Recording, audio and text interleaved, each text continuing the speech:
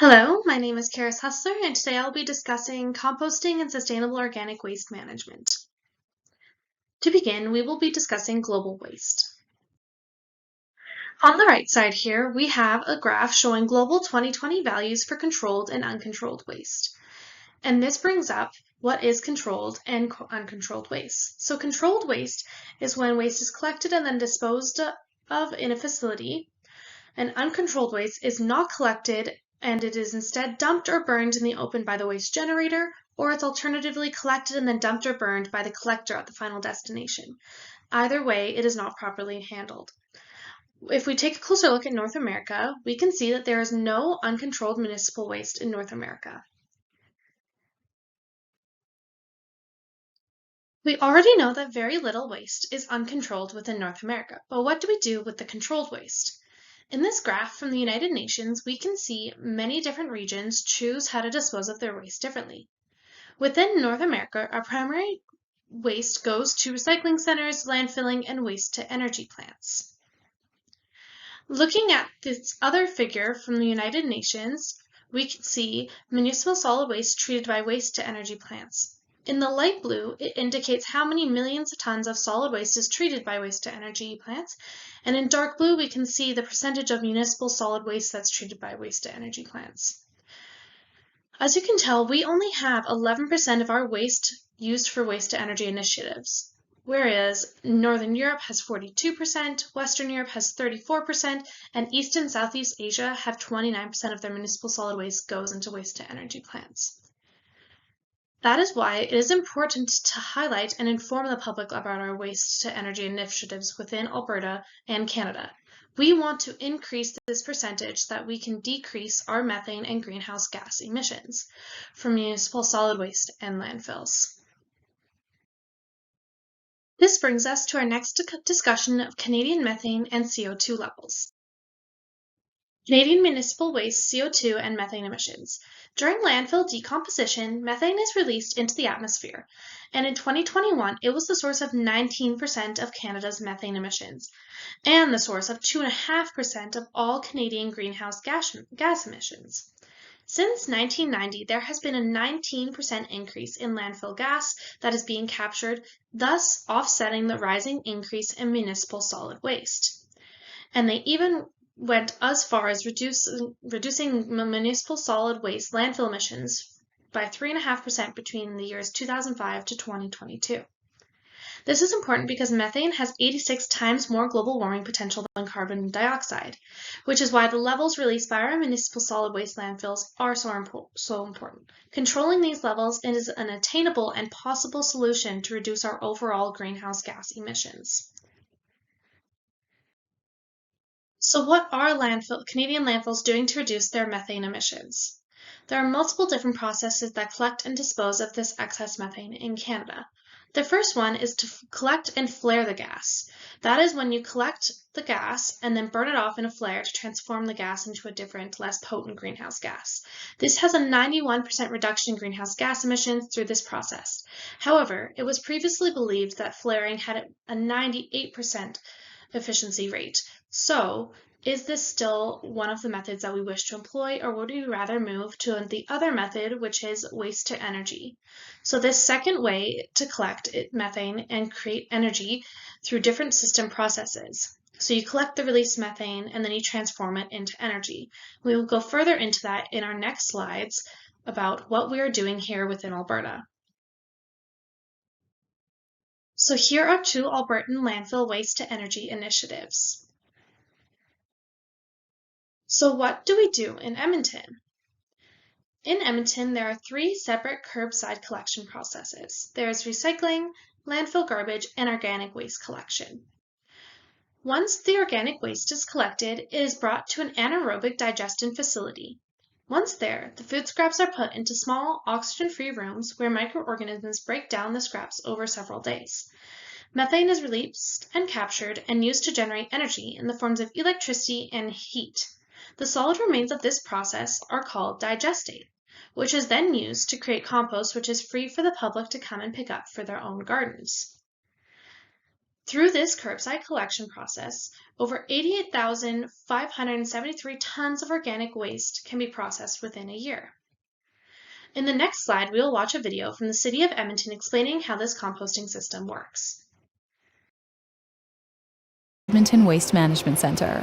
Here, the organics go through a bag breaker, which removes any bags used to line residents' food scraps pails. The contents then move along for further processing to remove additional contaminants like food packaging and recyclable materials. The remaining organic material is then turned into compost, either by the city at the Edmonton Waste Management Center or by a nearby regional contractor.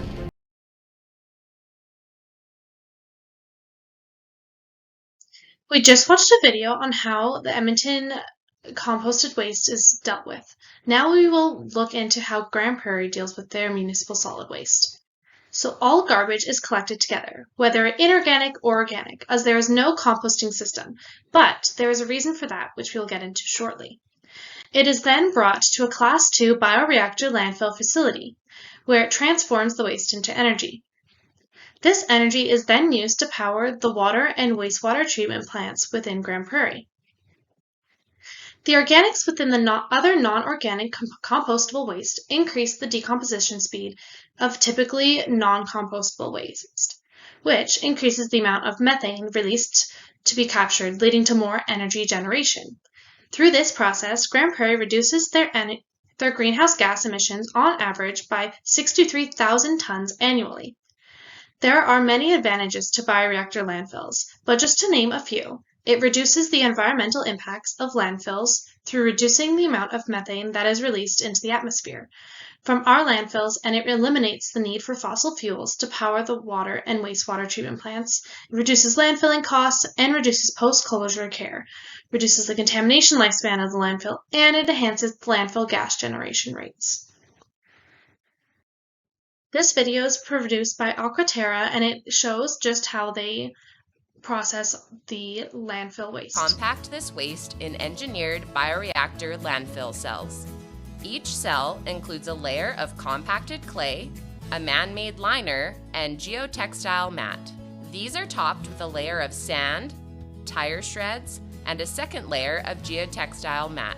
Your waste is then placed into the cells and compacted by equipment weighing over 50 tons. Organic waste has a high moisture content and is easily decomposable. This means that it breaks down at a faster rate than other wastes. Because these organics quickly decompose, they produce a larger amount of landfill gas more quickly than non-organic material, while at the same time free up space in the landfill for more waste. In our bioreactor, the fluid collected is called leachate. The leachate is intended to be recirculated along with other fluids into the waste, which enhances the rate of decomposition. The landfill gas created from decomposing waste is collected through wells and piping systems that are constructed into each cell. The gas that is captured in these pipes is primarily made up of methane gas. Once collected, it is pumped to a generating station where all water is removed and the gas is burned. The gas that is captured in these pipes is approximately 55% methane gas. It is then drawn to the generator building where the gas is turned into electricity. We now use our own self-produced electricity to power both our water and wastewater treatment plant facilities. We just watched a quick clip of a video that Aquaterra created explaining the landfill to energy process within Grande Prairie. In the video, they mentioned a liquid called leachate, which is a liquid waste that is the result of water flowing through waste. It is typically full of organic matter and chemicals. If this leachate is allowed to access the soil below the landfill, it can be very damaging to the environment. This system not only stops the leachate from reaching the environment, but it repurposes it to help increase the speed of decomposition and increase the amount of methane that is captured. This solves two problems: methane released from landfills and leachate contaminating nearby soils. It reduces both of those issues. After looking at both Grande Prairie and Edmonton's gas-to-energy solutions, overall, which method is better? Edmonton's anaerobic digestion facility or Grande Prairie's Class 2 bioreactor? They are both great solutions. Although Grande Prairie's solution results in a greater reduction in landfill emissions, Edmonton's composting solution results in a reduced landfill emissions and usable compost for local gardens. So it reduces the amount of actual waste within the landfills. Collectively, they both result in a reduction in greenhouse gases, which gets Canada one step closer to the desired 40 to 45% below 2005 greenhouse emission levels as set by the 2016 Paris Agreement, and it also gets them closer to their 35% less methane emissions than 2020 levels by 2030 as set by Canada's methane strategy in 2022. These are just some of the many examples of ways to reduce greenhouse gas emissions that our local communities are taking advantage of. As individuals, we can still continue to do our own part by having individual compost and reducing our carbon footprint. Here I have included all of my resources from this video, and you can feel free to go and look at any of those to get more information. And thank you for watching.